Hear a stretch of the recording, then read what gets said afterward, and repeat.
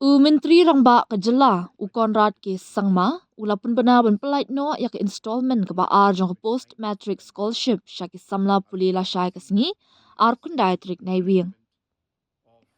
Haba Pynbna ya ke ni ha ke singi thok ding Konrad ula ong ngakwa ban an syapi ya ke khubor ke basngutenan bala syai ke singi ar kundai trik nai wing ngan pyllait ya ke installment ke baar jong post matric scholarship.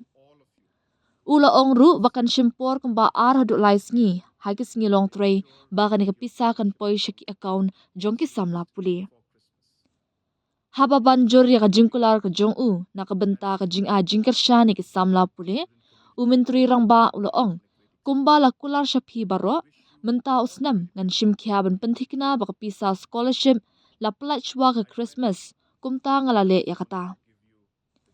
Nalor kata ulo ong ru bagi dan haduk palat nyopo wajar ngut ke samla puli ke banyok pediang ya kan scholarship ke belajan kot syaka iway point laipo klur tingkah. Ngas ngoti kena bakan ni kan yarap shibu ni ke samla puli jongi haki babun kiliang ulo ong dak baai kublai kit bok kit riang syabaru ke samla na kabenta kalawai ke jongki. Hi friends, I just wanted to give you the good news. Tomorrow, 29th of November, I will be releasing the second installment of the post-metric scholarship. After that, it will take 2 to maximum 3 working days for it to reflect in the student's account.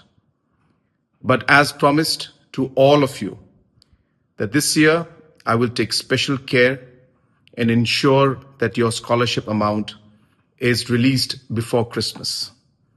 And hence, I'm doing that, and I'm sure that this will help our student community to a large and a great extent.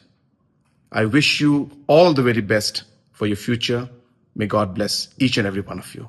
Thank you.